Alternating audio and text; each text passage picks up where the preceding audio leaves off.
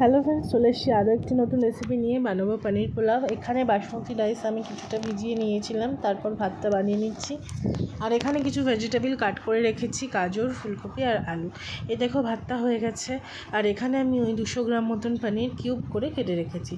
তো এটা হচ্ছে মামার স্কুলের টিফিনের জন্য আমি বানাচ্ছি। এটা ভীষণ চটজলদি হয়ে যায়, ভীষণ হেলদি আর টেস্টি একটা টিফিন।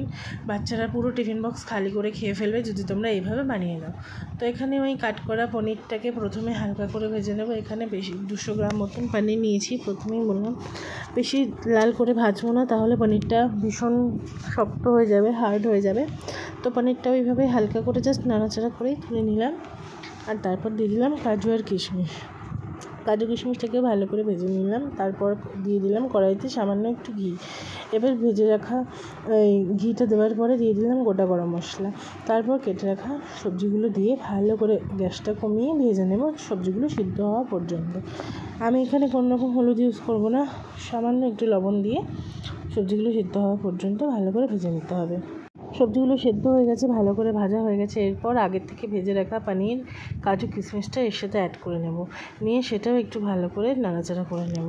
তো তোমাদের ভিডিওটা কেমন লাগলো অবশ্যই কমেন্টসে জানিও। আর এইভাবে বানিয়ে বাচ্চাদের টিফিনে তোমরা কিন্তু অবশ্যই দিতে পারো, তাহলে দেখবে টিফিন বক্স পুরো নিমেষেই ফাঁকা হয়ে গেছে। তো এই যে সমস্ত কিছু উপকরণ মিশিয়ে নিয়েছি। আর ভাতটা তো আমি আগে থেকেই করে রেখেছিলাম। এখানে আমি বাসমতি চাল ইউজ করেছি, তোমরা এমনি ভাতের চালেও ইউজ করতে পারো। তারপর এটাকে ভালো করে মিশিয়ে নেব। আর মিশিয়ে নেওয়ার পর দেখো দেখতে এটা কত সুন্দর লাগছে। এটা দেখতে যতটা সুন্দর লাগছে খেতে কিন্তু আরও বেশি টেস্টি হয়। এইবার পরিমাণ মতন লবণ আর চিনি দিয়ে ভালো করে মিশিয়ে নেব। আমি আর এর সাথে কোনো রকম সাইড ডিশ ইউজ করিনি। মাম্মা এটা শুধু খেতেই ভীষণ পছন্দ করে। তোমরা চাইলে এর সাথে আলুর দম বা অন্য কিছুও দিয়ে দিতে পারো। আমি এটা শুধুই টিফিনে দিয়েছিলাম। ব্যাস ভালো করে মিশিয়ে নেওয়ার পর লাস্টে ওপর থেকে দিয়ে দিয়েছিলাম একটু সামান্য চিনিটা দেওয়ার পরেও ভালো করে মিশিয়ে নিয়েছি। আর ব্যাস হয়ে গেল আমার রেসিপি। আর নামানোর আগে দিয়ে দিয়েছিলাম 1 চামচ মতন আর একটু ঘি।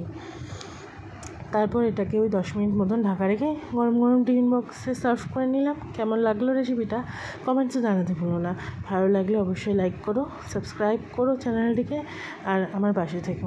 তো আজকের মতো এই পর্যন্তই। দেখা হবে আরও একটি নতুন ভিডিওতে। ততক্ষণ সবাই ভালো থেকো, বাই।